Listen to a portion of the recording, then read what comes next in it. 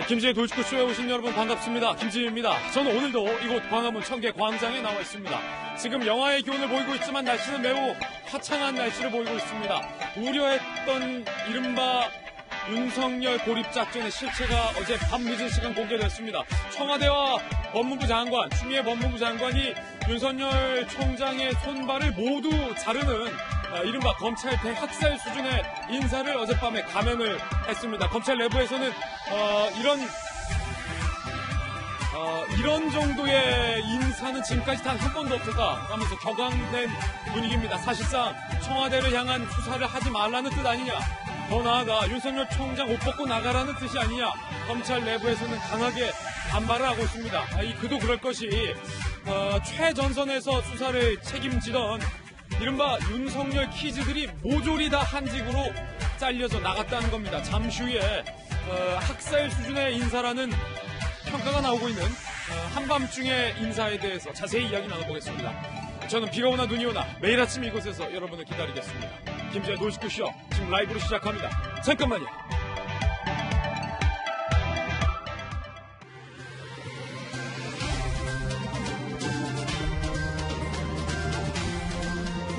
신문 읽어준 남자입니다. 분명히 문재인 대통령께서는 윤석열 총장을 임명하실 때 바로 그날 그 순간 우리 윤 총장님 살아있는 권력에 대해서도 가감없이 수사를 하시라라고 이야기를 한 바 있습니다.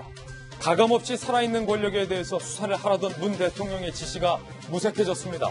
청와대와 법무부가 감행한 이번 검찰 인사, 사실상 윤석열 총장만 남겨두고 모두 다 좌천시키거나 유배시킨 인사라는 분석이 많습니다. 살아있는 권력을 수사하지 말라는 청와대의 강한 의지가 반영된 인사라는 분석이 많습니다. 검찰 개혁이 아니라 검찰 장악이 아니냐라는 비판적인 기사들이 오늘 조간신문에 쏟아지고 있습니다. 과연 시청자 여러분은 어떻게 생각하십니까? 윤석열 총장이 이래가지고 살아있는 권력에 대해 수사를 할 수 있을지도 지금은 의문입니다. 오늘 조간신문 함께 보시죠. 먼저 동아일보입니다. 외교안보 뉴스로 시작합니다. 이란이 미사일 보복을 했습니다. 미국은 추가 제재를 하겠다라고 밝혔습니다. 이란이 이라크 미군 기지 두 곳에 대해서 미사일 공격을 감행한 겁니다. 트럼프 대통령은 단 한 명의 사상자도 없다. 이란은 결코 핵무기 보유 못할 것이다. 제재하겠다. 이렇게 얘기를 했습니다. 문제는 미국이 계속 우리나라에게 파병을 요구하고 있다는 겁니다. 이란과 미국과의 갈등에 대한민국마저 빨려 들어가는 그런 형상입니다. 다음 신문입니다. 이번엔 조선일보입니다. 이거예요. 오늘의 가장 큰 뉴스는 이거예요. 문 정권 수사하는 윤석열 사단 대학살. 조선일보는 이건 인사가 아니라 학살이다. 대학살이다. 이렇게 규정을 했습니다. 그도 그럴 것이 추미애 법무부 장관이 윤석열 검찰총장의 의견도 안 묻고 사실상 윤석열호 32명의 검찰 고위직을 모두 다 모조리 기습 인사를 한 겁니다.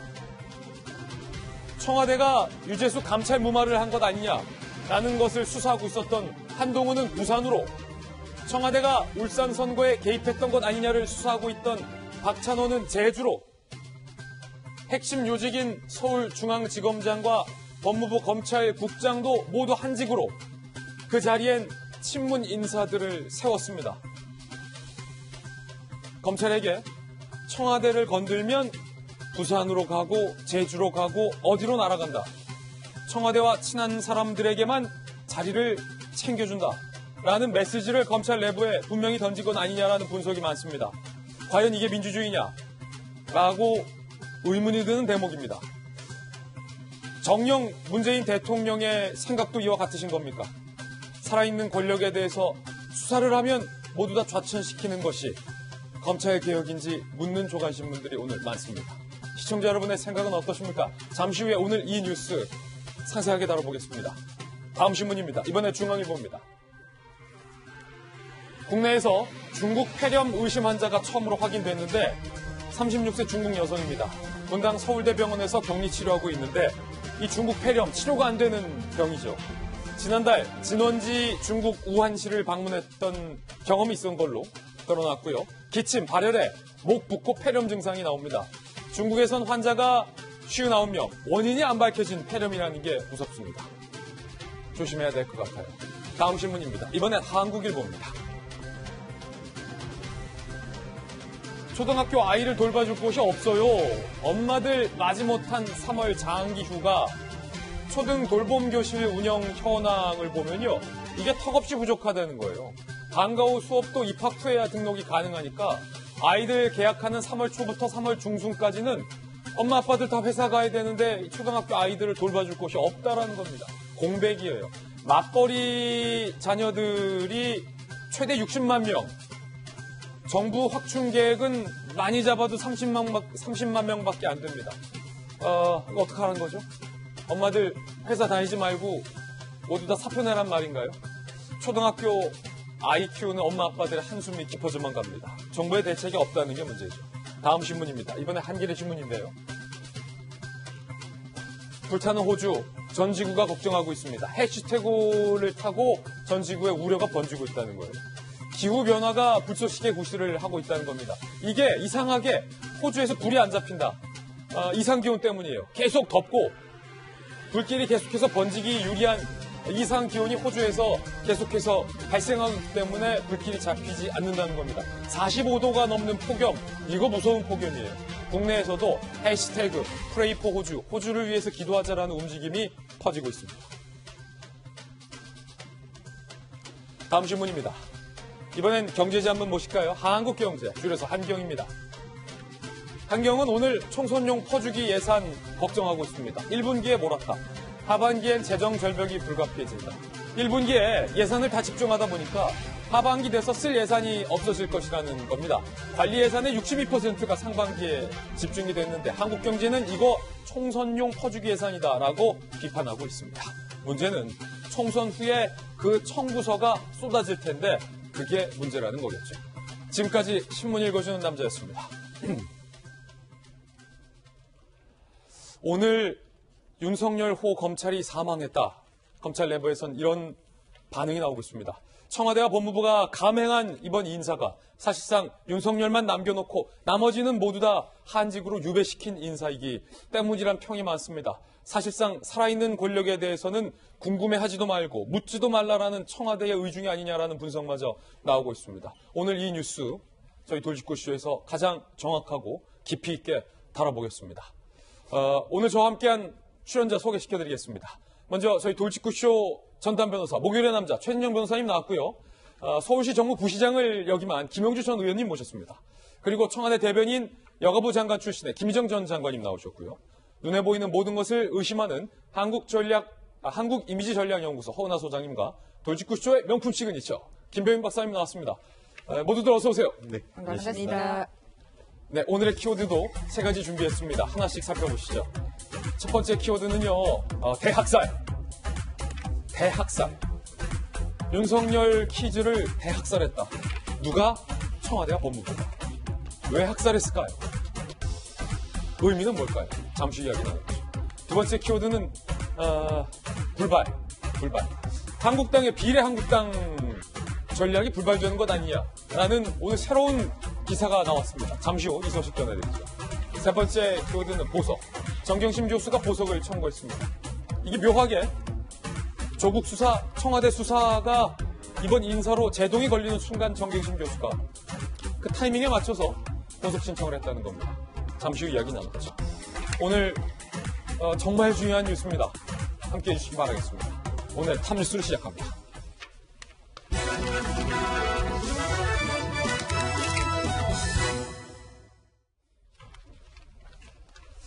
윤석열 총장만 홀로 남기고 모두들 어디론가 사라져버렸습니다.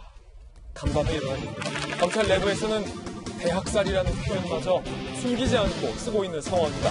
홀로 남은 윤, 죄명이라면 청와대를 겨눈 죄다. 검찰 내부에선 이런 얘기도 나오고 있습니다.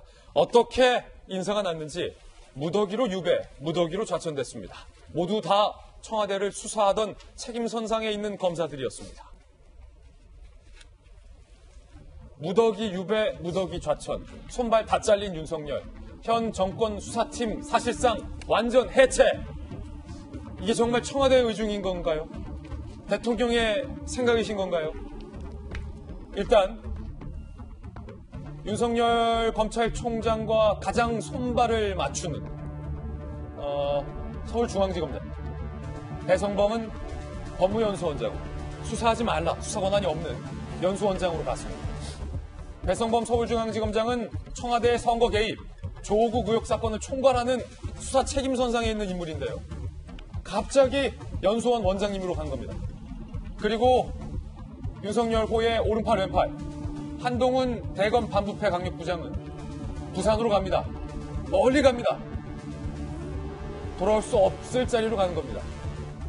조국 유재수 의혹을 수사하던 수사의 최전선에 있는 책임자입니다. 부산으로 가게 됩니다. 그리고 박찬호 대검 공공수사부장 제주로 갑니다. 아예 바다 건너 보내버렸습니다. 바다 건너올 생각하지 말란 뜻인가요? 청와대의 선거 개입 의혹과 수사를 지휘하고 있었습니다. 이 세 사람의 공통점은 모두 다 청와대를 수사하고 있던 수사 최전선의 책임자라는 공통점이 있습니다. 그리고 윤대진 수원지검장은 역시 사법연수원 부원장으로 갑니다. 윤석열 총장과 가까워서 대윤 소윤이라 불렸던 인물인데요. 수사 권한이 없는 연수원의 부원장으로 간 겁니다. 그리고 이원석 대검 기획조정부장은요. 수원 고검 차장으로 보냅니다. 검경 수사권 조정안에 반대했었고요. 윤석열 호의 핵심 참모 역할을 했었던 싱크탱크인데 수사 최전선에 있는 사람뿐만 아니라 윤 총장과 가깝다는 이유로 그리고 윤 총장의 참모 역할을 했다는 인사까지 모두 다 서울 바깥으로 보내버리는 인사를 감행한 겁니다.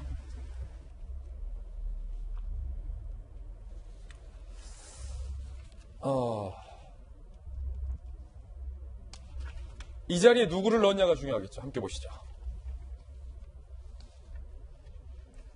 윤석열 사단 뺀 자리에 친문사단을 전진 배치했다. 이 검찰의 이른바 빅4 누가 들어오나를 보면 인사의 성격을 알 것 같은데 이성윤 법무부 검찰국장이 서울중앙지검장으로 갑니다. 문재인 대통령의 학교 후배입니다. 조국 수사에서 야 니네 총장 빼고 가자라고 제안했던 법무부 간부입니다. 중앙지검장으로 가죠. 윤 총장과 사이가 안 좋은 사람을 대통령의 후배가 윤석열 총장의 턱밑까지 가게 되는 겁니다. 그리고 조남관 서울동부지검장은 법무부의 검찰국장으로 가게 됩니다. 법무부에 가서 검찰의 인사와 예산을 다 주무르게 되는데 노무현 청와대에서 특별감찰반장으로서의 인연이 있습니다. 이른바 대표적인 친문 인사가 핵심 보직을 차지하게 되면서 윤석열의 수사 패싱 가능성까지 얘기가 나오고 있습니다. 그리고요. 심재철 서울남부지검 1차장은 대검 반부패 강력부장으로 갑니다. 현 정부의 검찰개혁 정책에 적극적으로 동조해왔던 인물이고요. 배용원 수원지검 1차장이 대검 공동수사부장으로 가는데 향후에 이 인물이 청와대 선거 개입 의혹의 수사를 이어받게 됩니다. 일단은 검찰 내부의 반응부터 전해드리고 저희 이야기 이어가겠습니다. 검찰 내부에서는 사실상 청와대를 수사하지 말라는 얘기냐 상당히 격앙된 반응입니다. 함께 보시죠. 들끓는 검찰과 법조계 18 대학살이다 격앙된 반응입니다. 법조계와 검찰 내부에서는요. 워터게이트 스캔들 수사 특검을 전격 해임한 닉슨 전 대통령의 토요일에 대학살을 연상케 하는 명백한 수사 방해이자 이거 보복 인사다 이렇게 얘기하고 있습니다. 한현직 검사 말 안 들면 죽는다고 확실한 신호를 보낸 것이다. 니네 말 안 들으면 죽어 라고 시그널을 보낸 거다. 검사장 출신의 한 변호사는요. 분노를 참을 수 없어서 이번 주말에 광화문 나갈 것이다.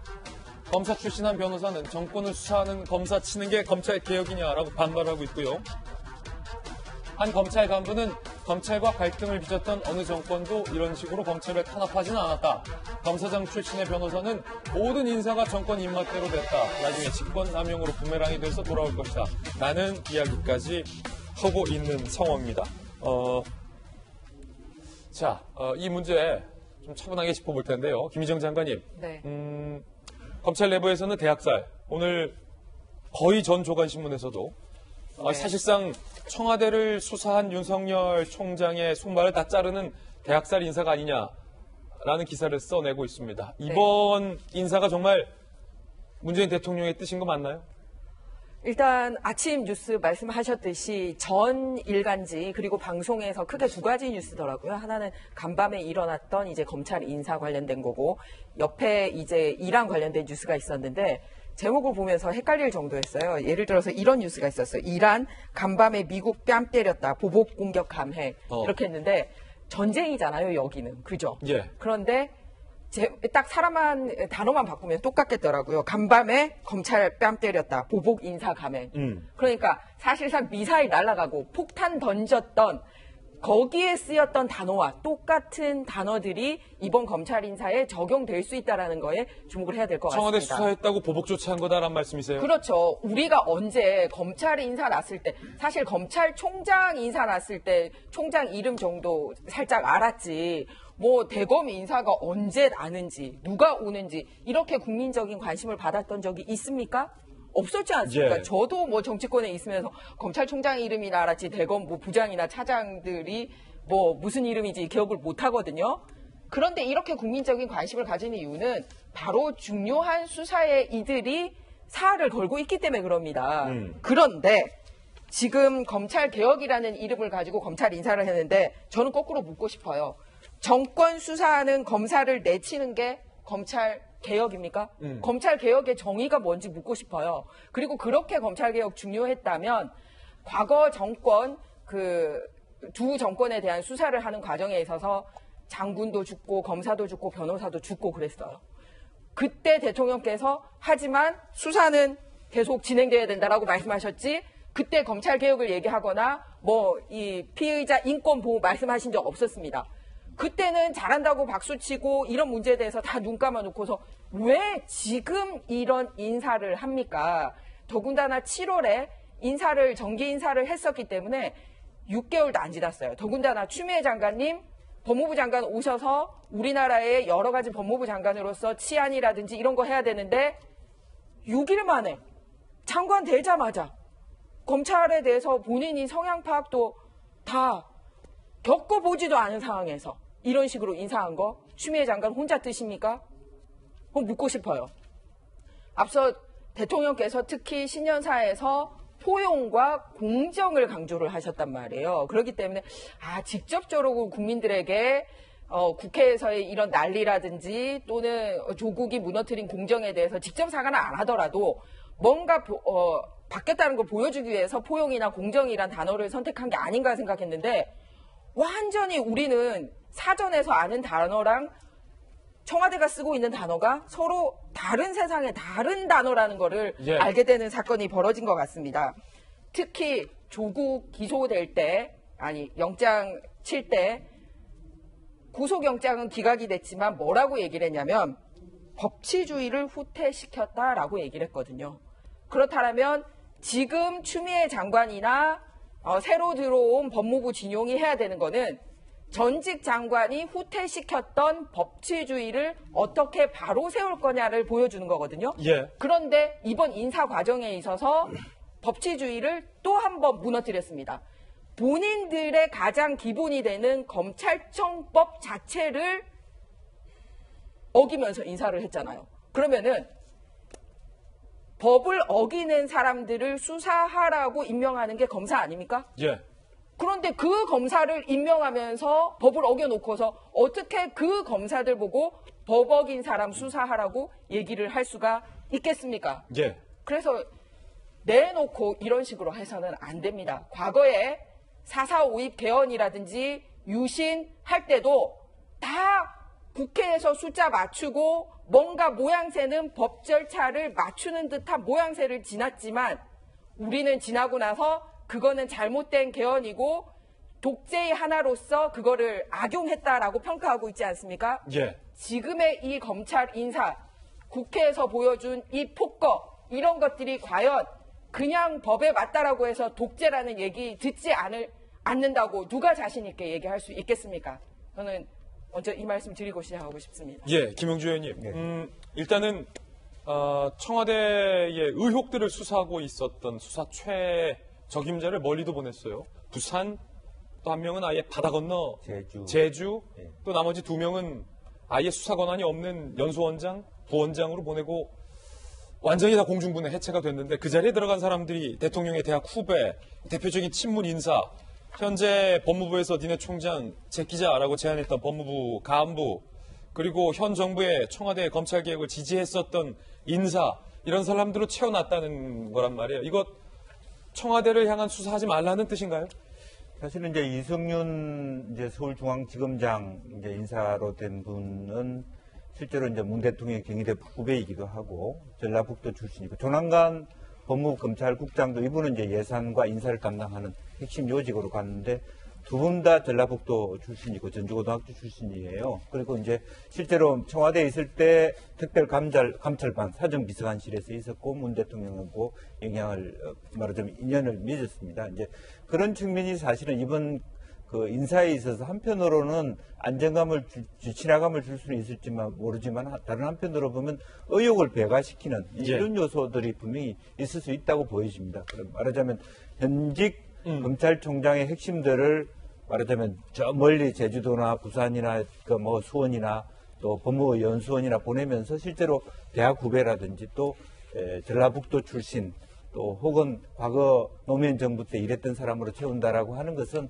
이제 국민들이나 일반 시민 사회나 또 법조계 일반에 있어서 그와 같은 어떤 너무 자기 친정 체제를 구축한다는 비판을 받을 수 있다라고 보여지고 다만 이분들이 앞으로가 더 문제라고 보여집니다. 진행해 왔던 수사들을 얼마 정도 이어받아서 지속할 의지가 있는가를 더 100배 더 천명해 줘야지 이 문제가 해결되지. 실제로 이와 같은 인사 이후에 앞에 했던 청와대 관련했던 울산시장 관련된 또 선거와 관련된 개입에 대한 수사를 어물쩍 넘긴다든지 그러면 사실은 국가가 굉장히 후폭풍이 클 것이다. 저는 그렇게 보여집니다. 오늘 이 아침에 저는 이 뉴스를 보면서 대통령의 과거 말씀이 떠올랐습니다. 문재인 대통령이 윤석열 총장을 임명할 때 분명히 문 대통령은 이렇게 얘기한 바 있습니다. 들어보시죠. 살아있는 권력에 대해서도 똑같은 자세가 돼야 한다고 생각하기 때문입니다. 청와대든 또는 뭐 정부든 또는 뭐 집권 여당이든 만에 하나 권력권 비리가 있다면 그 점에 대해서는 엄정한 그런 자세로 임해 주시기를 바라고요.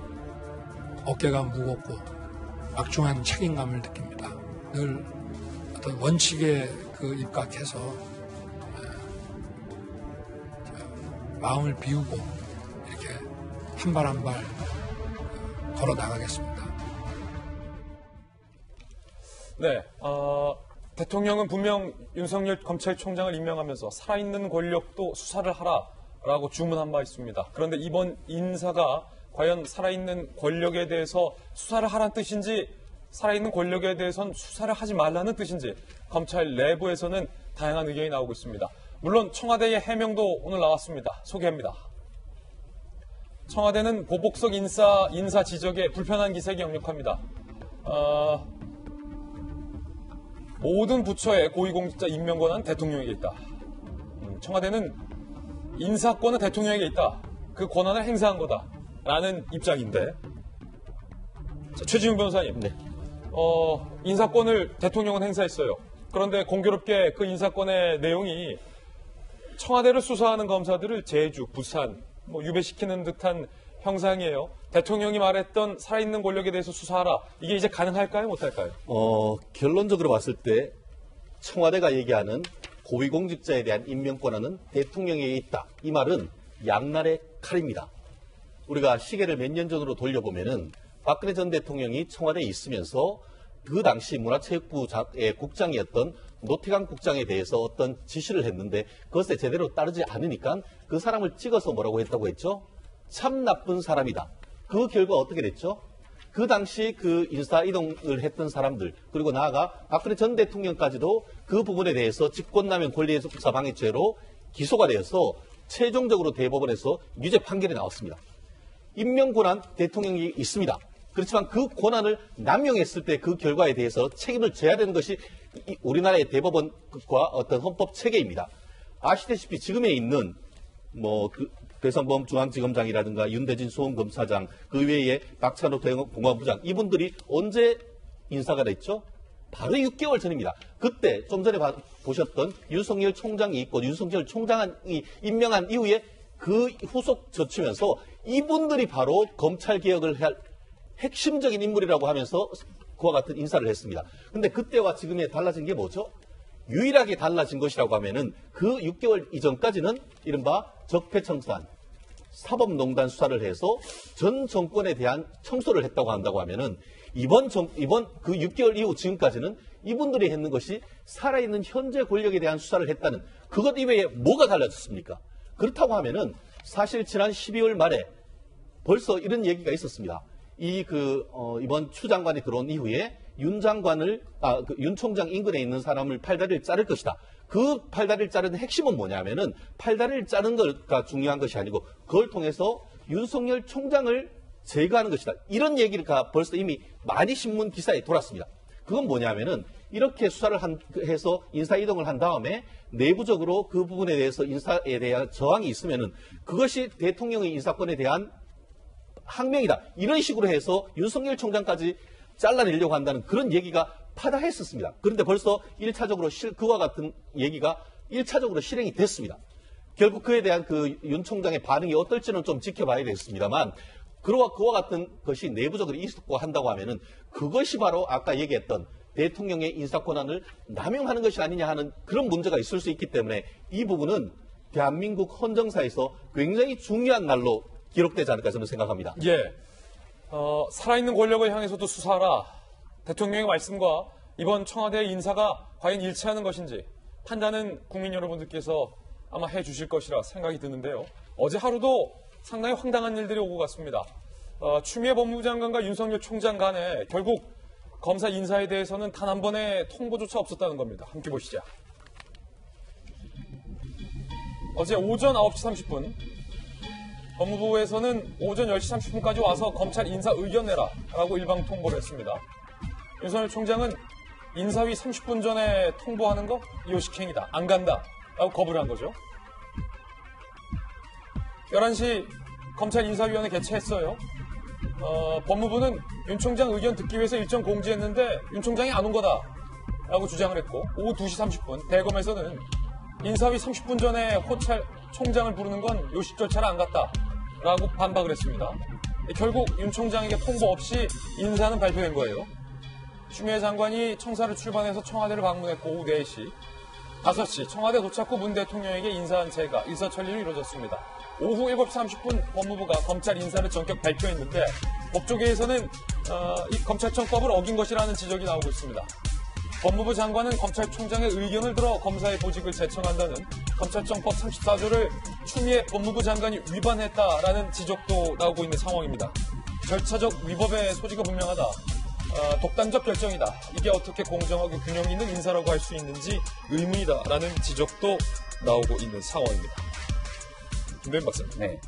과거 노무현 전 대통령이 검사와의 대화에서 했던 유명한 말이 있죠. 이쯤 되면 막 가자는 거죠. 아마도 그 말이 생각난다라고 하는 국민들이 적지 않을 것 같다는 생각이 듭니다. 어제 있었던 굉장히 중요한 뉴스 하나가 있었는데요. 많은 뉴스들의 가려갖고서는 사실 회자가 되진 않았습니다만 이명박 전 대통령에 대한 항소심 구형이 있었습니다. 전직 대통령에 대한 항소심 구형에서 20년이 넘는 형을 검찰이 구형을 하게 됩니다. 박근혜 전 대통령이 받았던 형의 선고는 30년이 넘죠. 사실상 박 전 대통령의 나이를 생각해본다면 종신형에 가깝습니다. 예. 두 전직 대통령에게 이뤄진 사법적 절차에 따라서 이로 인해 박 전 대통령 탄핵으로 촛불 정부가 들어섰다고 자임하는 게 문재인 정부입니다. 그리고 나서 두 번 다시 같은 일을 반복하지 않겠다고 하는데 지금 나누고 있는 이야기의 핵심들을 다 들어보게 된다면 눈을 가리고 어느 정부인지를 빼고 나서 돌이켜서 생각해 본다면 이게 문재인 정부에서 일어날 수 있는 일이야? 라고 생각하는 국민들이 너무나 많지 않을까 이런 생각이 드는데요. 예. 바로 얼마 전까지 우리가 슬픈 소식 하나 전해드렸던 기억이 납니다. 청와대에 있었던 인사, 청와대에서 특별감찰 일을 했던 인사 한 명이 스스로 목숨을 끊게 됐죠. 그리고 나서 여기에 대한 사건에 대한 저간의 내용들을 살펴보는 가운데 뉴스가 진행되다 뚝 끊겼습니다. 예. 그 뉴스가 진행됐던 건 이 인사가 청와대에 나와서 서울 동부지검으로 다시 원대 복귀했고 동부지검으로 있는 동안 여기는 바로 청와대의 감찰 무마 사건을 수사하는 곳이었는데 본인은 그 사건을 담당하지 않았다고 합니다. 하지만 청와대에서 수차례 연락이 와서 관련된 사건들에 대한 얘기를 물어보게 됐다. 그런 것들에 대한 압박을 느꼈다라고 하는 얘기들, 기사 아마 많이들 접하셨을 겁니다. 예. 이 얘기인즉슨 살아있는 권력을 향해서 수사하고 있는 과정이 청와대가 이 부분까지도 개입하기 위해서 모종의 움직임이 있었던 것 아니냐라고 많은 사람들은 의심할 수밖에 없었고, 그러한 과정 속에서 살아있는 권력의 불법 행위가 있었다면 검찰은 그 어떤 살아있는 권력이라도 여기에 대해서 명명백백하게 수사할 수 있는 권한을 주어졌던 것, 그걸 윤석열 총장에게 이야기했던 정권이 문재인 정부입니다. 근데 그 살아있는 권력을 향한 수사가 이곳저곳에서 시작되고, 제가 얘기했던 감찰 목말 사건뿐만이 아니라 훨씬 더 심각하게 드러나고 있는 것은 지난 지방선거에서 울산시를 비롯한 여러 곳의 선거에서 청와대가 국가의 권력을 바탕으로 민주주의의 근간이라고 할 수 있는 선거에 개입한 거 아니야? 라고 하는 여러 의혹들이 쏟아져 나오고 있고, 이걸 검찰이 수사하고 있다는 겁니다. 근데 지금 한직으로 다 쫓겨났다라고 얘기가 나오고 있는 이 검찰의 인사들은 바로 이런 사건을 수사하고 있었던 사람이죠. 우리가 얼마 전에 왜 어벤져스라는 영화가 흥행하면서 예. 타노스의 장갑이라고 이것저것 다 모아갖고선 마지막에 이렇게 하면은 쫙 사람들이 사라지게 사라지는 되는 거. 그거 그런 같다. 영화의 한 장면을 얘기했는데, 타노스 같다. 어느 순간 갑자기 하루에 눈 떠서 취미 장관이 이렇게 한번 하니까 살아있는 권력에 대한 수사하는 사람이 싹 사라집니다. 타노스의 장갑이다. 이런 방식으로서 아주 많냐? 우리가 바로 얼마 전까지 목도했던 그런 뉴스의 수사들이 한순간 없어지게 되는 것은 아닌가 싶은 우려가 되기도 하는데요. 예. 과거에 있었던 이런 사건에 대한 수사를 무마하거나 이것들을 찍어 누르려고 하는 권력의 시도는 역대 어느 때나 있어 왔습니다만, 사건에 관한 진실은 절대로 덮이지 않습니다. 만약 검찰이 제대로 수사를 하지 못하게 되고 권력으로서 이 사람들이 통제할 수 있다고 생각하는 순간 국민들이 4월 달에 있는 총선에서 어떤 방식으로 표를 흔들지 모르는 상황이고요.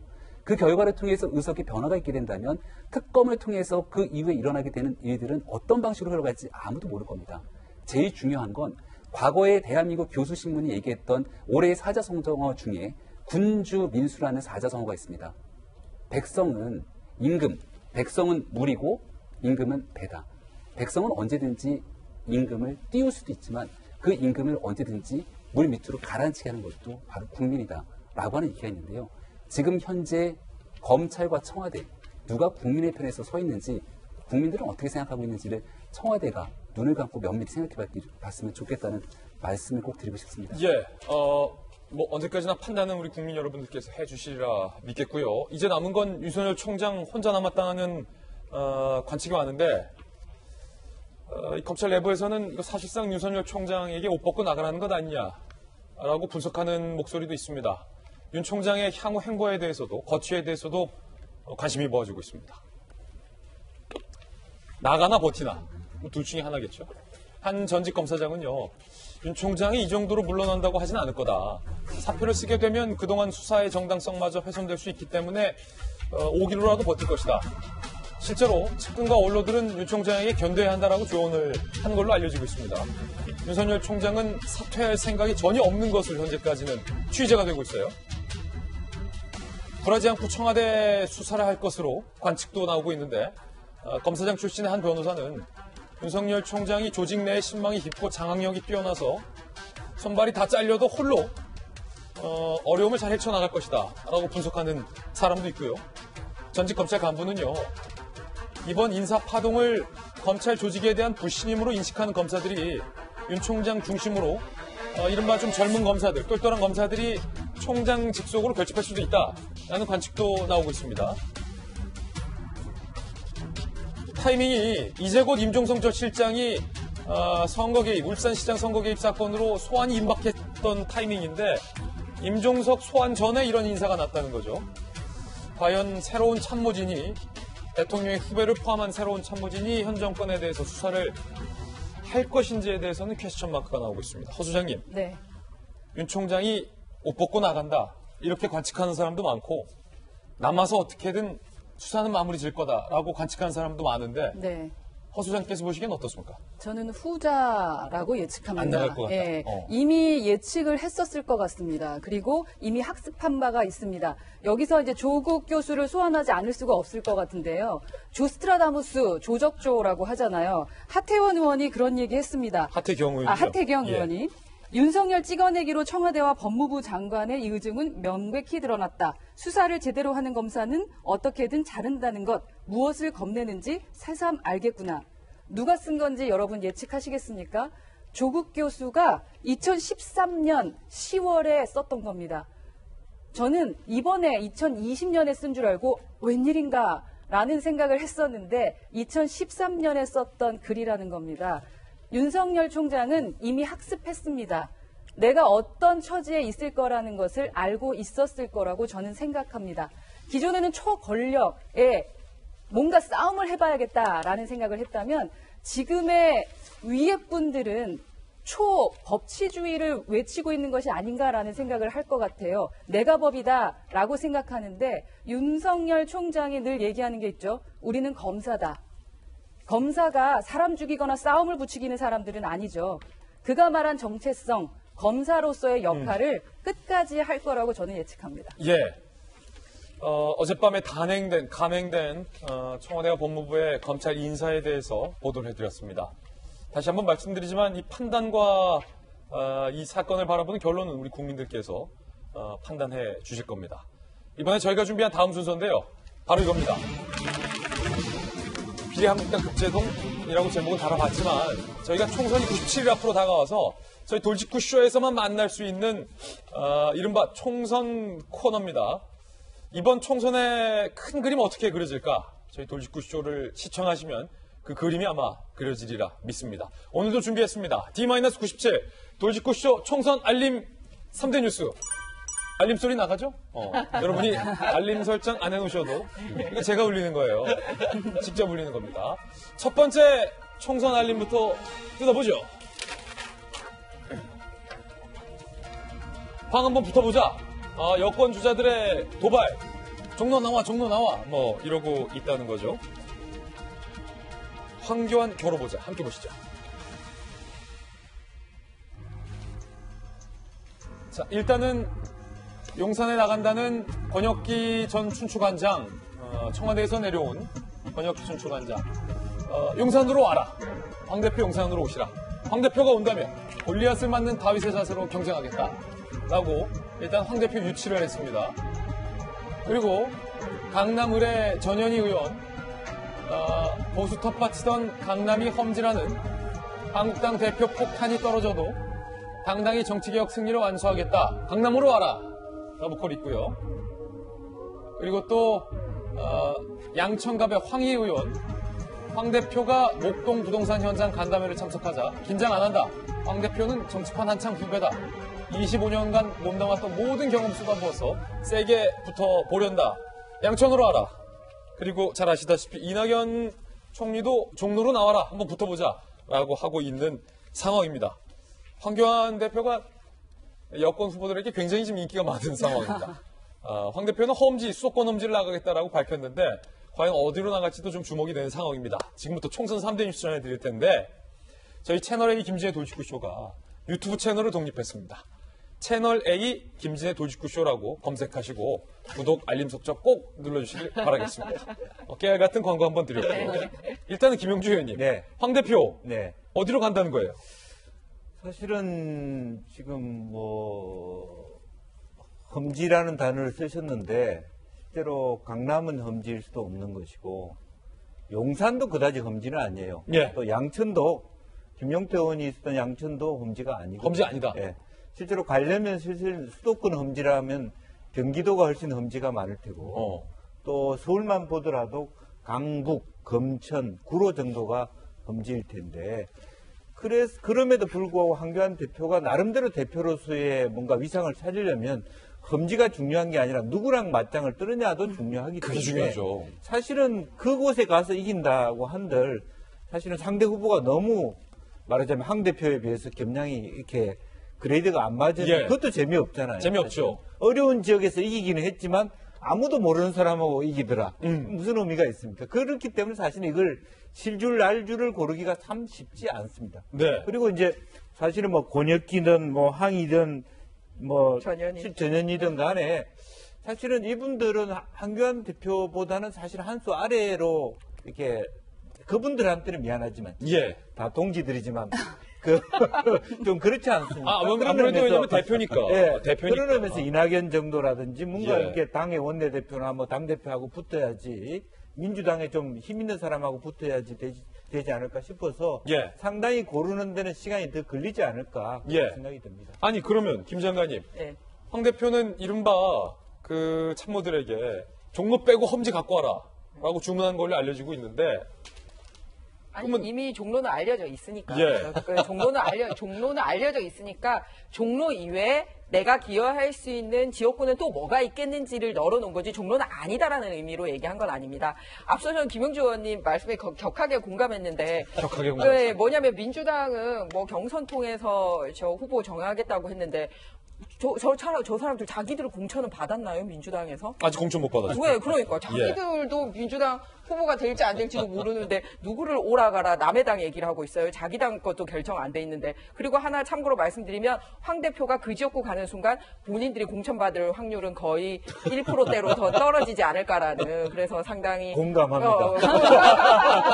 네, 요거는 그냥 김희정, 김영주 두 의원님의 개인적 의견이다. 네. 정치권에서 일어나는 그 통상적인 말씀을 드린 겁니다. 그래서 보통 보면 뭐냐면 지역구 자체에 대한 유권자 분석도 중요하지만 누구와 경쟁하느냐에 따라서 자기 그레이드를 그렇게 같이 하잖아요. 예. 그래가지고 정치권에서 꼭 총선 때뿐만 아니라 평소에도 누군가가 이렇게 한마디 하면은 거기에 대해서 뭐 멘트를 함으로써 왜 자기도 마치 그 자기가 멘트하는 사람하고 같은 격으로 올라가는 것처럼 해서 숟가락 얻는 그런 전법이 있지 않습니까? 그런 데서 하고 있다라는 말씀을 드리고 하나 저는 김영주 의원님 분석한 것 중에 양천, 뭐 강남, 그다음에 용산에 대해서 험지 아니다라고 얘기한 거는 상당히 그러면 지금 현재 한국당 국회의원들 아닌 데인데 차기 총선에 대해서 한국당이 조금 수도권에서도 이렇게 뭐 선전할 걸로 보는 해석이 이렇게 라이벌한테서 나와서 그 지역만은 좀 선전할까요? 그 지역은 일단 얘기네요. 그래서 제 얘기는 뭐냐면 그런 의지를 얘기하는 거죠. 지금 한국당만 가지고 총선을 치르겠다라는 게 아니라 보수 텐트를 가지고 지금 문재인 정권에서 하고 있는 게 독단적인 거에 반대를 하고 그리고 자유민주주의의 가치에 반하는 이런 행동들에 맞설 수 있는 야당 통합을 하겠다라고 얘기를 했기 때문에 그런 부분에 있어서 어디든 나는 갖겠다라고 내려놓아야지 통합을 되는데 좀 더 이렇게 풀이 될 수 있기 때문에 그런 의미로 열어놨다라는 말씀 드리고 싶습니다. 통합 얘기 말씀하셔서 유승민 대표가 이렇게 얘기했어요. 이른바 보수통합의 3대 원칙을 황 대표가 받아들이면 새로운 보수당으로서의 어떤 공천권 내려놓겠다. 이렇게 얘기를 했습니다. 상당히 파격적인 발언이에요. 들어보시죠. 자유한국당 일부에서 오래된 친박들 중심으로 저희들 새로운 보수당이 무슨 공천권을 요구한다 이런 이야기를 하는데 제가 지난 10월에 분명히 밝혔습니다. 세 가지 원칙을 정말 진심으로 진정성 있게 받아들이고 이거를 행동으로 옮길 그런 각오만 돼 있다면 다른 건 아무것도 바라는 게 없다. 지금 김병민 박사님, 네. 유승민 대표 같은 경우는 새보수당 대표로서 당수로서 보수통합 3대 원칙만 한국당이 받아들이면 뭐 우리 누구 후보 공천해줘라, 어느 후보 이 지역은 우리 유승민 계로 좀 채워달라, 거기는 뭐 빼주고 뭐 하지 마, 이거 안 한다는 거예요? 네, 그러니까 어느 정도 가능성도 열어놨는데요. 사실 보수통합하겠다라고 하는 마음이 아예 없어요. 그러면서 우리는 새보수당으로 이길만 고지고대로 끝까지 총선에 가겠다라고 하면 이런 얘기할 이유도 없습니다. 어쨌든 보수통합의 가능성을 지금 여지들이 열고 있는 거군요. 통합을 하고 싶은데 하기 위해서는 두 가지가 필요하지 않습니까? 첫 번째 명분이고 두 번째 실리일 겁니다. 그 명분과 실리를 최대한 찾아서 어떻게든 통합하고 싶은 의지를 아마도 새로운 보수당 측에서 잡고 러브콜을 먼저 보내는 게 아닌가 싶고요. 다만 공천권 얘기를 이건 어찌 보면 자기 욕심으로 비칠 수 있기 때문에 그렇게 얘기하는 건 굉장히 부담일 겁니다. 하지만 세 가지 원칙 중에 이와 유사한 부분이 들어가 있는데요. 첫 번째 원칙은 탄핵의 강을 건너자. 얼마든지 과거가 아니고 미래로 가자는 건데 여기에 부정할 사람이 누가 있겠습니까? 두 번째 원칙은 개혁보수로 나아가자. 아니 보수의 여러 가지 가치가 있기 때문에 함께 개혁보수로 가자는 데에서 반대할 사람은 없을 겁니다. 세 번째 새집짓자. 세 번째 새집짓자가 문제인데 이 새집짓자 속에서 간판도 갖고 다 바꾸는데 지도부도 싹 바꾸자. 그리고 여기에 중립적인 인사를 넣자라는 건데 이 인사는 중립적이 아니야 라고 반대하고 비토놓게 되면은 그 순간 다시 갈등이 일어나는 거거든요. 이 지도부를 어떻게 구성하는지가 사실 공천권이랑 다 연결이 되어 있는 겁니다. 그러니까 공천권과 지도부는 같이 맞물려 있는 상황이기 때문에 저는 자꾸 이런 방식으로서 지분 경쟁이라든지 자리 경쟁으로 비춰질 수 있는 발언들은 최대한 좀 뒤로 미루는 게 좋겠다. 그리고 선거가 이제 100일도 남지 않았습니다. 그 과정 속에서 어떠한 방식으로 갔을 때만이 보수가 통합해서 승리할 수 있다라고 하는 대원칙에 동의하는 순간이라면 여기서 통 크게 만나서 어떤 방식으로 우리가 함께 그려나갈지 미래를 논의하는 것이 좋을 텐데 자꾸 이런 디테일한 부분 속에서 서로 갈등이 오가게 되는 순간 시간은 점점 촉박해지고 보수 통합의 길이 멀어질 수 있기 때문에 통 크게 일단 유승민 의원과 황교안 대표가 먼저 좀 허심탄회하게 만나는 게 어떨까라는 생각입니다. 예, 어떤 통합의 여지들이 지금 뭐 조금씩 오고 가고 있는 것 같아요. 두 번째 총선 알람입니다. 네, 알림 소리 들으셨죠? 선관위가 오늘 그 비례한국당 거 못 쓸 텐데 급제동의를 걸었습니다. 한국당이 위성정당 못 만들 가능성까지 나오고 있어요. 이건 무슨 소리일까요? 오늘 새뉴스 함께 보시죠. 중앙선거관리위원회가 자 이렇게 얘기했어요. 비례 모모당 형태로 창준이 단계인 정당이 3개 있는데 기존 정당의 유사명칭이라는 지적이 나와서 불허할 가능성이 있다 라고 얘기를 한 거예요. 해당 정당들이 유권자들을 오인시켜서 표를 얻고자 하는 의도가 있다는 해석이 있다. 선관위에서 불허시킬 수도 있다라는 여지를 선관위가 흘린 겁니다. 그런데 선관위가 지금까지는 가능하다라고 밝힌 바 있습니다. 갑자기 입장을 밝혔다는 지적도 나와요. 선관위 가능하다더니 갑자기 불허. 당초 선관위 실무 관계자들이 비례 표현 사용은 가능하다라는 입장이었습니다. 그런데 민주당이 비례 안 된다. 라는 것을 선관위에 요청하자 선관위가 불허로 입장을 변경하는 것 아니냐라는 지적이 오늘 나오고 있어요. 특히 조혜주 선관위 상임위원은 문재인 캠프 특보 출신인데 이 조혜주 상임위원의 영향이 크다라는 가능성도 나오고 있습니다. 한국당은 여권의 압박에 선관위가 영향을 받은 것 아니냐라고 반발하고 있는 상황입니다. 최진용 변호사님, 네. 이게 궁금한데 그 뭐 기다 아니다 선관위가 좀 명확하게 얘기를 내려줬으면 안 헷갈릴 것 같은데 처음에는 비례 써도 된다라고 하더니 지금은 또 유사명칭이 안 된다라고 해요. 이거 되는 겁니까 안 되는 겁니까? 그럼 왜 이미 비례 한국당 있지 않습니까? 예. 그런데 그거는 왜 등록을 해줬죠? 그렇다는 점에서 결국 행정이란 것은 어떤 그 정확한 잣대를 가지고 불편부당해야 되는데 처음에는 이 부분에 대해서 오케이라는 기류가 있다가 최근에 더불어민주당에서 이것은 안 된다라는 의견을 강하게 밀고 그렇게 되면서 또 그 예전 같은 경우에 문재인 대통령 캠프 특보 출신 아마 이분이 이제 그 조혜주 씨가 선관위 위원으로 상임위원으로 갈 때 한국당에서 이런 취지에서 이런 선거에 중립적인 영향을 미칠 악영향을 미칠 사람은 안 된다고 반대를 했었었는데 지금 그와 같은 의혹이 현실화되는 것 같아서 좀 걱정인데요. 사실 우리가 쉽게 말하면 이런 것이죠.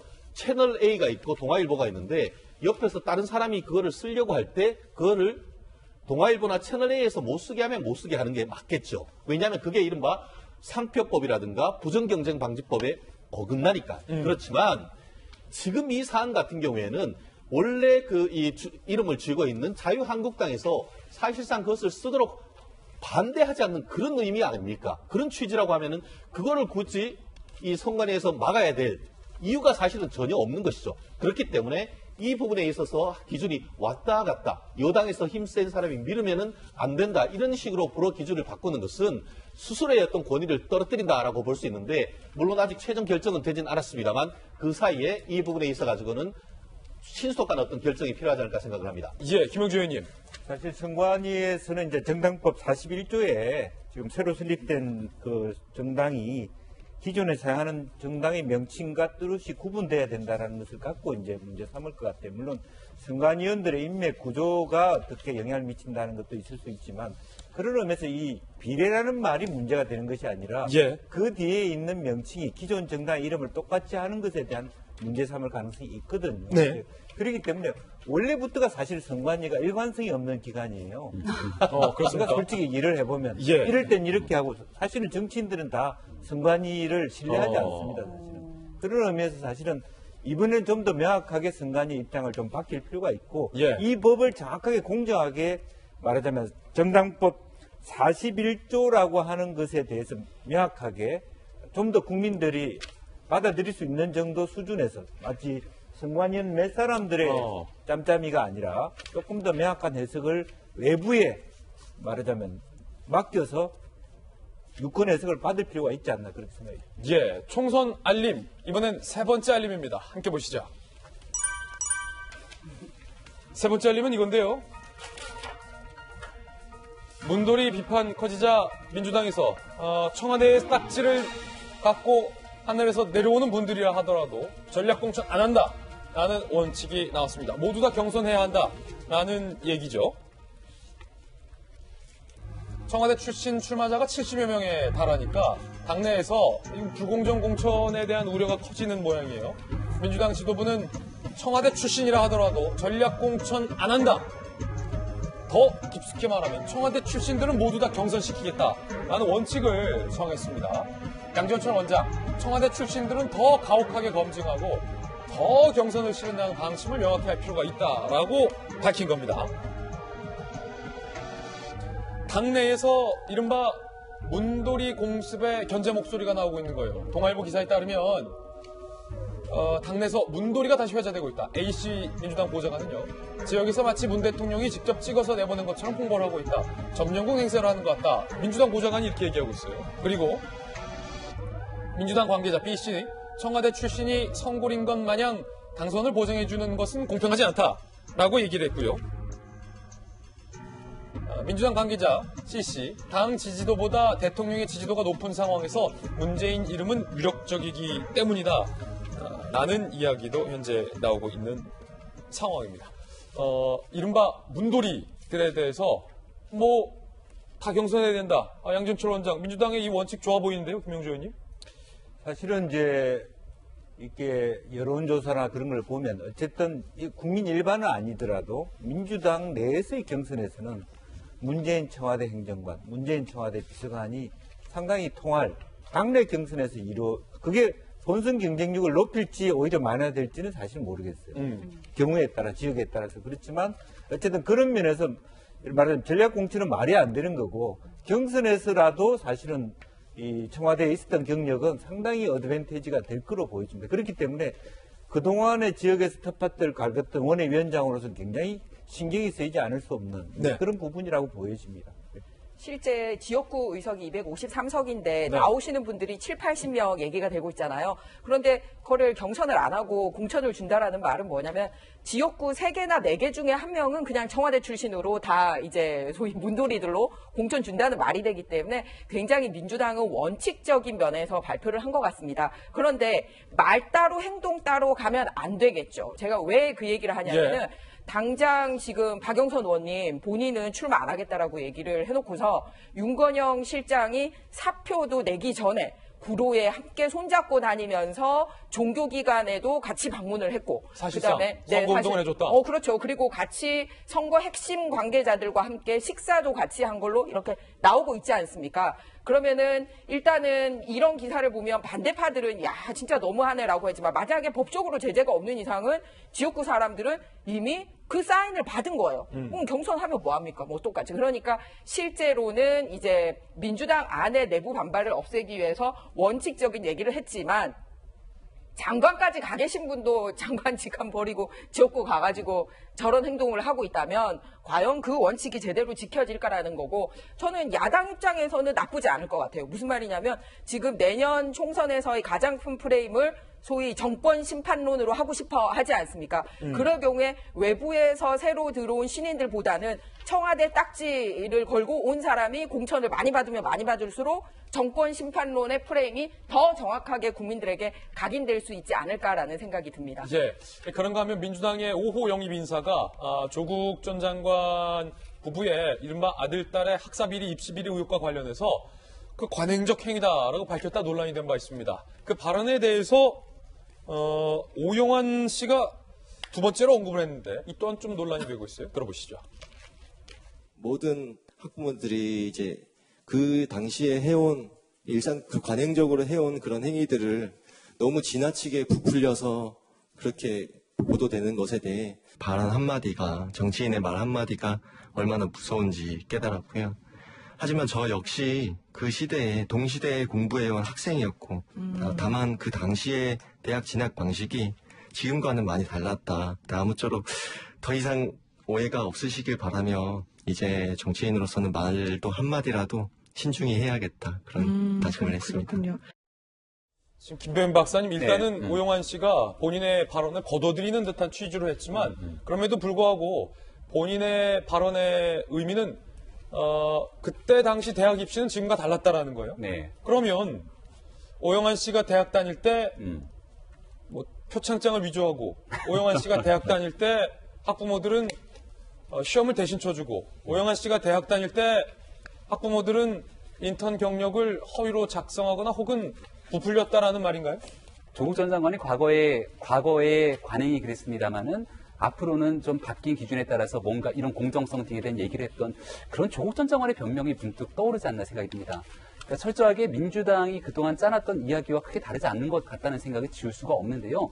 우리가 조국 전 장관 딸의 문제를 보게 됐을 경우에는 고등학교 시절에 본인이 제대로 참여하지도 않았던 그런 상황에서 SCI급의 논문의 제1저자가 됩니다. 그리고 표창장 위조 등을 비롯한 수많은 사건들이 일어나게 된 게 과거의 제도와 지금의 제도가 달랐다라고 표현할 수 있는 것인지 궁금하고요. 이런 모든 측면들 때문에 결국 20대 남자의 표를 얻기 위해서 왔던 인재영입이 오히려 이 남자의 표를 떨어내는 것 아니냐라고 하는 세간의 비판이 민주당 내에서도 일어나는 것 같습니다. 그런가 하면 심상정 대표는 불판을 들고 나왔습니다. 판을 갈아엎어야 된다라고 언급했습니다. 그 장면도 함께 보시죠. 지난 70년 동안 국민들께서 물갈이 다짐을 믿고 미워도 다시 한번 기회를 주셨지만 기득권 정당들은 그 기대를 번번이 배신해 왔습니다. 지금 당장 판갈이 해야 합니다. 지금 당장 판갈이 해야 합니다. 판갈이 해야 한다고 불판 들고 나왔어요. 어떻게 보십니까? 정치인들에게 상징성이라는 건 상당히 중요해요. 그래서 우선 잘한 것은 노회찬 대표를 소환했다라는 것은 우선 잘했습니다. 이제 판갈이 할 때다? 네, 그 워낙에 그 달변가였고 비유를 잘하시는 걸로 유명했고 말씀하신 것이 정말 좋은 게 많았었습니다. 그런데 아쉬운 점은 그 판이 좀 작았다라는 생각이 들고요. 또한 뭐라 그럴까 이미지적으로 봤을 때 그 판이라는 것을 그냥 그 불판으로 보여줘 버리면 상상을 하지 못하게 됩니다. 그 정치인의 상징성은 좀 더 위대하고 조금 크게 생각할 수 있는 상징성을 두어야 되는데 그 판으로 들고 왔다라는 것은 그냥 저 판을 말하는 거야 라는 것 때문에 좀 아쉽고 또한 노회찬 대표 같은 경우는 그 말로써 비유하는 불판이라는 것이 상당히 유명했지만 그게 지금 심상정 대표가 얘기할 땐 최초가 아니라는 겁니다. 그러니까 또 정치인에게 상징성은 최초로 무언가를 시작한다라는 것도 상당히 중요한데 그 두 가지가 뭐 이미지적으로는 조금 아쉽다라는 생각이 듭니다. 예, 총선 알림, 돌직구 총선 알림은 내일도 계속됩니다. 이번엔 저희가 준비한 세 번째 이슈입니다. 보석 청구의 묘한 타이밍. 보석 청구의 묘한 타이밍. 정경심 씨가 보석을 청구했습니다. 그런데 묘하게도 검찰의 이 대대적인 인사로 사실상 조국 청와대에 대한 수사가 어떻게 될지 모르는 이 상황과 묘하게 맞물립니다. 법조계에서는 정경심 씨가 굉장히 큰 그림을 잘 읽는 것 아니냐라는 관측도 나오고 있습니다. 보석 청구 어떻게 될까요? 보석 청구 정경심, 재판은 돌연 비공개. 뭔가 타이밍이 척척척. 어제 정경심 씨가 불구속 재판 받게 해달라, 날 풀어달라라고 보석 청구했어요. 오늘 오전 10시에 예정인 정경심 공판 준비기일 법원이 돌연 비공개로 결정을 합니다. 동양대 총장 명의의 표창장 위조 3억 펀드 입시 비리 관련 혐의 모든 공판 준비가 모두 다 비공개로 전환이 갑자기 돼버린 거예요. 취재를 할 수가 없어요 지금. 법원 내부에서조차 이거 황당하다, 위헌 소지가 있다라고 지적을 하고 있어요. 성범죄 증인 신문도 아닌 공판 준비기일에서 저런 결정한 경우는 못 봤다. 검찰과의 마찰이 재판 공개로 빚어진 게 아니지 않느냐라고 이례적인 반응을 보이고 있습니다. H법관, 재판 공개는 헌법상 원칙인데 저렇게 함부로 비공개 결정을 하면 자칫 재판 자체가 절차 위법으로 엉거지면서 모두 깨질 수 있다라고 우려하기도 했습니다. 최재형 변호사님, 이게 뭔가 이례적인 일들이 겹쳤어요. 정경심 씨가 보석 청구한 타이밍이 이 공교롭게 뭔가 조국 일가에 대해서 수사를 하던 검찰 수사관이 이제 막 물 건너 바다 건너 날아가게 된 시점에 이제 나 풀어줘라 한 것도 이상하고 법원이 갑자기 그러니까 그럼 앞으로 모든 정경심 재판은 다 비공개 이렇게 결정 내버린 것도 법원 내부에서 이례적이라고 하고. 문재인 대통령께서 지금까지 경험해보지 못한 대한민국을 만든다고 하셨는데 좀 전에 검찰 인사도 지금까지 경험해본 적이 없고 재판도 지금까지 경험해본 적이 없는 재판이 이루어지는 것 같습니다. 맞습니까? 아까 말씀하신 것처럼 헌법에 재판은 공개되어야 한다고 되어 있습니다. 그리고 예외적으로 재판 절차에 문제가 있을 경우에 어떤 그 비공개할 수 있다라고 그 법이 되어 있긴 합니다. 그런데 그런 케이스는 예외적으로 예를 들어서 개인의 프라이버시가 중요시되는 성범죄라든가 이런 그런 문제가 돼야 되는 것이지 국민의 관심사 정말 그 작년에 뜨겁게 그 어떤 국민들의 관심사에 있었던 그 사건을 비공개로 한다고 하면 그걸 누가 그걸 받아줄 수 있겠습니까? 예. 쉽게 말하면은 최순실 씨 재판을 비공개를 한다고 하면은 그거 받아줄 수 있겠습니까? 바로 그와 같은 비를 수사할 수 있는 부분인 것 같은데요. 결국 재판부의 어떤 그와 같은 결정이 정당성이 있으려고 하면은 충분한 이유가 있어야 되는데 검찰에서 그 이유를 물으려고 했더니만 전혀 그 부분에 대한 아무런 답도 없었다는 거예요. 그리고 보통 이제 그 공판 준비 절차는 2, 3회 하고 쟁점이 정리되면 빨리 본재판으로 넘어가야 됩니다. 예. 왜냐하면 1심 구속 기간이 원칙적으로 2달씩 해서 길어봤자 6개월 동안 해서 구속될 수밖에 없기 때문에 빨리 돼야 되는데 물론 뭐 지금 현재 법원 같은 경우에는 검찰이 수사 기록을 빨리 변호인한테 안 줘서 된다고 하지만 이런 식으로 해서 계속 논란을 만든다는 것은 사실 자체가 재판가 삐걱삐걱 된다는 것인데 이런 부분 정말 법조인의 한 사람으로서 정말 개탄스럽고 한탄스럽습니다. 예. 자, 그런가 하면 검찰은 이른바 조국 장관 부부의 자산 관리인인 김경록 씨에 대해서도 기소를 한 것으로 확인이 됐습니다. 검찰 그제 조 전 장관 부부의 지시받고 자택 PC 하드디스크 3개 교체해주고 그때 조 전 장관이랑 설렁탕인가요? 순댓국밥이었던가요? 설렁탕이죠? 같이 먹었죠? 김경록 씨. 그래서 조 교수 이걸 다 알고 있을 거다. 검찰이 이렇게 보고 있고요. 정 교수 사무실 컴퓨터 한 대를 숨긴 바 있죠. 자산관리인 김경록 씨에 대해서 숨긴 것 자체가 범행을 완료한 것이다. 검찰이 이렇게 판단했어요. 증거 은닉 혐의로 불구속 기소를 했습니다. 이 부분 최종 변호사님, 뭐 유시민 이사장은 이에 대해서 검찰이 증거를 조작할까봐 정경심 씨와 김경록 씨가 증거를 보존한 거다라고 변호를 했지만 일단 그건 궤변이라는 얘기가 많고 검찰은 김경록 씨에 대해서도 지시받고 하드디스크 교체했지만 이것도 증거 은닉 혐의다라고 불구속 기소한 거예요. 그렇습니다. 만약에 아까 얘기하신 것처럼 유시민 이사장의 말씀이 맞다고 하면 어떻게 기소를 할 수가 있겠습니까? 저는 그렇게 묻고 싶습니다. 과연 그 변호인들이 유시민 이사장이 얘기하는 것과 같은 변론을 할 수 있을지 정말 그게 정말 하고 싶은데요. 증거 인닉. 결국은 이것을 이제 그 PC를 가지고 와서 본인의 본인의 어떤 차량 트렁크에 있다가 나중에 그것을 이제 이미 제출하는 형식으로 했는데 결국 서울에서 200km나 떨어진 데 그 동양대에 가서 그것도 밤에 그리고 거기에서 있는 것을 다 가지고 나와서 숨겼다고 하면은 그 자체로서 증거인닉 혐의는 이미 기소가 된 것이죠. 예. 그로 인해서 어떤 사법 활동에 위험이 발생했는 것은 바로 그 시점이니까. 결국 추후에 그것이 발견돼서 제출할래라고 하니까 임의로 제출했다 하더라도 이미 범죄는 성립된 이유죠. 다만 죄를 해서 벌을 줌에 있어가지고는 그것을 가지고 가서 완전히 없애버린 것과 그것을 가지고 있다가 검찰의 요청에 적극적으로 제출했는 그 부분에 있어서는 정상의 참작의 여지가 있을 겁니다. 그런데 여기서 더 중요한 것은 왜 했죠? 그것을 시킨 사람이 죄책이 오히려 더 크다는 것이죠. 그렇기 때문에 정경심 교수에 대한 아마 김경록 씨에 대한 혐의도 유죄로 인정될 가능성이 매우 높고 그렇다고 하면 그 형에 있어서는 김경록 씨보다는 오히려 그것을 시킨 정경심 교수에 대한 형이 높을 것이고 더불어서 이 부분은 그걸 알고도 제지하지 않거나 그것을 교사했다고 할 수 있는 남편인 조국 장관에 대해서도 이 부분이 그대로 혐의가 적용될 수 있기 때문에 그 부분에 대한 재판 경과도 지켜봐야 될 것 같습니다. 예. 그런가 하면 이 조국 전 장관 문제를 두고 진보 진영 내에서 마찰을 빚고 있는 진중권, 유시민 이 두 분이 이번 검찰 인사와 관련해서 또 붙었습니다. 먼저 유시민 이사장이 윤 총장을 힘으로 세게 밀어붙여야 한다라고 이른바 시나리오 짠 대로 이번 검찰 인사가 나왔죠. 유시민 이사장의 발언부터 들어보시죠. 윤석열 검찰총장의 검찰 조직은 힘으로 제압하지 않으면 제압이 불가능한, 통제가 불가능한 상황으로 보여요. 고발하면 또 검찰이 수사하겠죠? 예.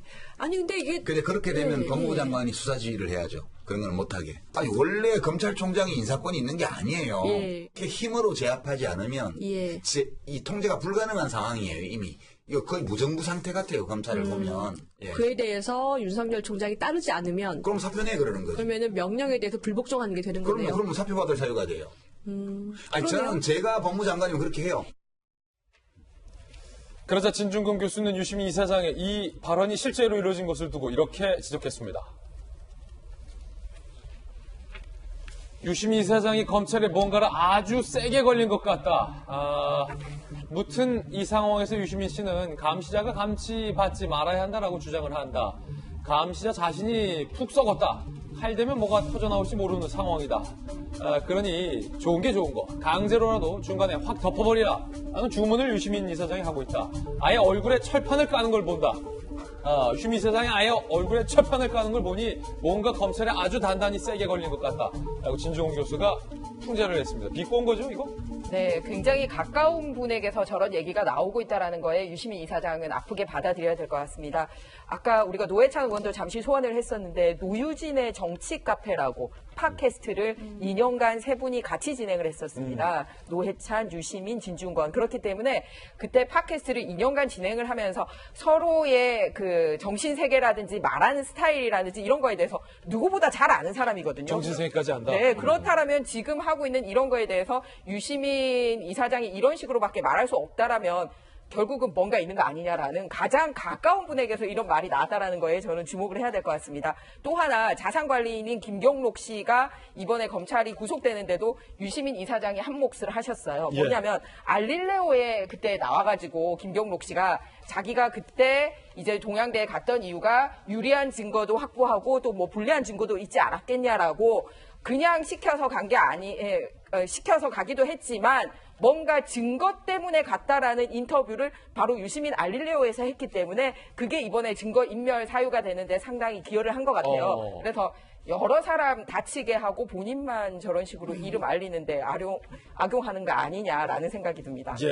유시민 작가님의 힘에 대한 얘기를 한 번은 언급하고 가야 될 것 같아요. 왜냐하면 유시민 작가 진보 쪽에서 늘 말씀하시는 게 약자 편, 약자를 위한 사람, 약자를 위한 정체성을 늘 얘기했었습니다. 근데 힘이라는 게 뭡니까? 진짜 힘이 센 것도 있고 권력도 있고 돈도 있고 뭐 여러 가지의 것이 힘이잖아요.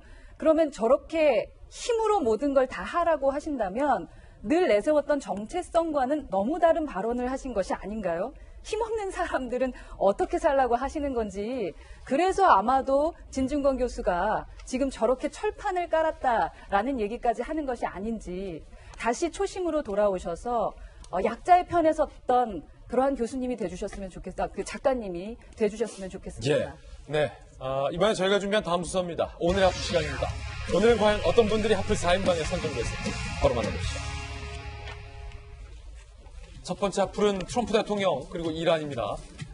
두 번째는 주진모 씨 같은 유명 연예인 10여 명이 휴대폰 해킹을 당했다고 해요.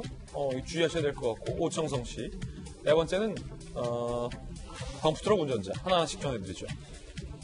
어제 새벽 이란이 이라크 내 미군 기지 두 곳에 미사일을 수십 발 발사, 솔레이마니 폭살에 대한 보복을 감행했습니다. 이란은 이번 작전을 순교자 솔레이마니라고 명명하며 미국의 뺨 한 대를 때려줬다. 미국인 사망자가 80명이라고 주장했는데요. 전 세계가 이번 보복 공격에 대한 파장을 예의주시한 가운데 트럼프 대통령은 단 한 명의 사상자도 없다며 괜찮다고 밝혔는데 트럼프 대통령의 발언 직접 들어보시죠.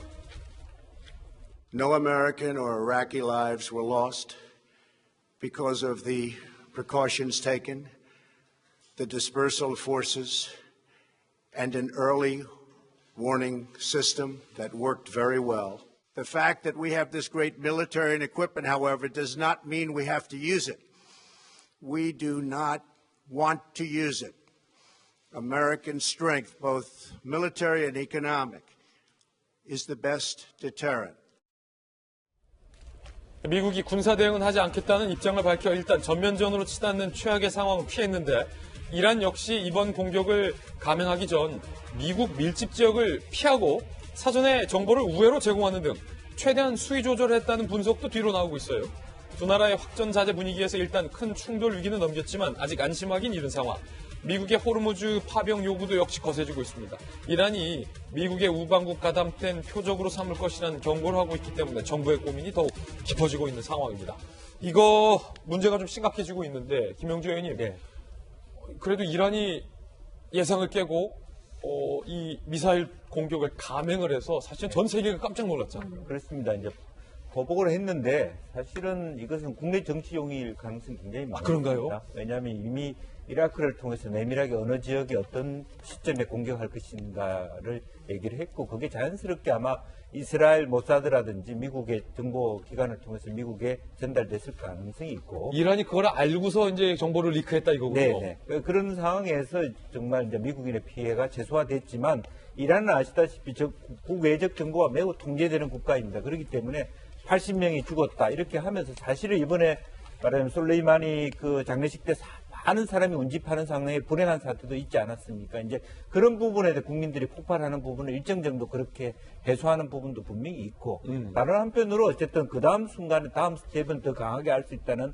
워닝, 경고는 있을 수 있지만 큰 틀에서 보면 트럼프 대통령의 발언도 보면 결과적으로는 말하자면 제재를 통해서 이 문제를 해결할 것이다. 군사적 충돌을 하지 않겠다. 이런 기조가 많기 때문에 내부적인 네트워크의 어떤 대화는 유지되고 있지 않느냐 저는 그렇게 봅니다. 예, 앞서서 이 솔레이마니를 핀셋으로 드론으로 제거하는 장면을 보면서 와, 이 트럼프 대통령이 기존의 미국 대통령과는 이 해법이 다르다라는 생각을 했어요. 특히 이 장면을 보면서 북한의 김정은을 떠올리지 않을 수 없는데 이란이 뭔가 강경 노선, 핵 노선을 걷는 모양새를 취하니까 트럼프가 그냥 제거를 해버리잖아요. 네. 김정은이 안 그래도 다탄도 미사일 지금 준비했다는 얘기 나오고 있잖아요. 그렇습니다. 그래서 한 목적타를 두고 그것을 여러 탄도를 다르게 작용할 수 있는 실제로 그전보다는 자기 스스로의 말하자면 위성 궤적 시스템을 달고 있는 새로운 신의 무기를 가지고 말하자면 미국을 위협하고 있지만 사실 그럼에도 불구하고 트럼프 입장에서는 끝까지 하기 어렵다는 측면에서 또 하나의 어떤 그 일타 쌍피죠. 이란과 북한을 다시 둘 다 견제할 수 있는 용도로 사용했던 것 같고 그런 부분에 있어서 이란도 그렇고 북한도 그렇고 맞대응하기는 어렵다고 미국도 보고 있는 것 같습니다. 이게 김영주 의원님 또 그쪽 국가들 잘 아시니까 이 기술적으로 상당히 굉장히 뭔가 위험한 하지만 기술적으로 굉장히 발전한 기술이라면서요. 이렇게 네. 로켓 한 대가 날아가다가 이 공중에서 네. 그 안에 탄두가 열리면서 기존에는 한 로켓 한 탄두였는데 네. 그 안에 뭐 3개, 4개, 2개 탄두가 여러 개 달려 있어서 원하는 곳에 공시다발적으로 이제 만약에 그게 핵미사일이면은 아니 그전에도 핵폭격이죠. 다탄도는 있었지만 예. 그 자체적으로 각각이 하지는 않았거든요. 그러니까 일정 정도 범위 내에서 흩어지는 그런 탄도미사일 다탄두는 있었습니다. 근데 이번에 공개한 것은 그 안에 각각이 서로의 목표를 다르게 작동하는 시스템이 달렸다는 것이 더 그레이드 된 것인데요.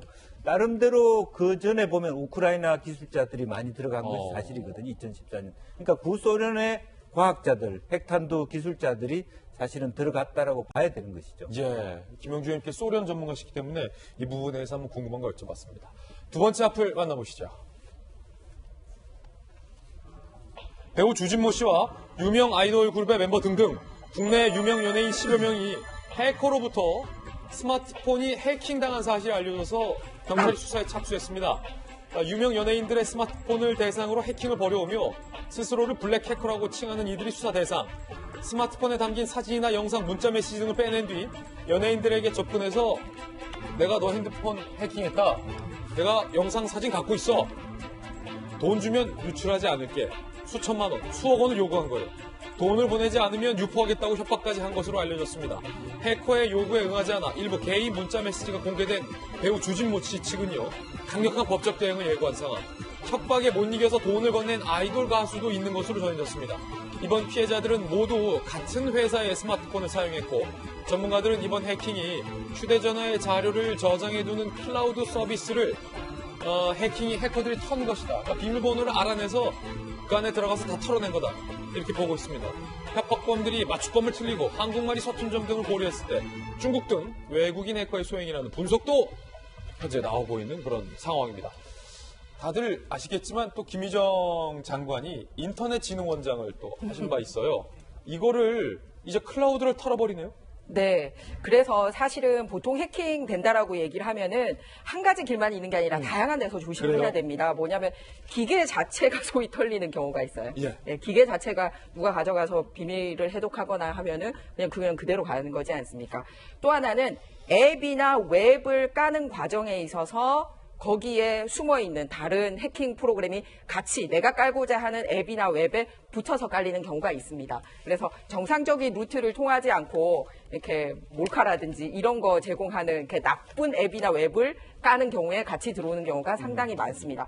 그리고 세 번째가 클라우드 서비스라고 이제 여기에 저장 공간이 한정이 되어 있고 또는 기계를 바꿀 때마다 이제 그 정보를 다른 기계와 상관없이 연동을 하기 위해서 보통 클라우딩 서비스를 하거든요. 그러면 어떤 저장 공간에 내 아이디와 비밀번호를 하면은 들어갈 수 있는데 거기에 정당하게 등록된 업체가 아니라든지 또는 굉장히 뚫리기 쉬운 비밀번호를 했다라든지 비밀번호를 자주 바꾸지 않는다라든지 하는 경우인데 이번에 연예인들이 털린 케이스는 바로 이번 세 번째입니다. 클라우드의 비밀번호를 네, 해커들이 그렇습니다. 그러니까 그 업체의 아이디와 비번이 털렸다라고 보면 되기 때문에 연예인들만 한 게 아니라 그 업체가 어딘지 알면 같이 다른 사람들도 같이 털렸을 가능성이 굉장히 큽니다.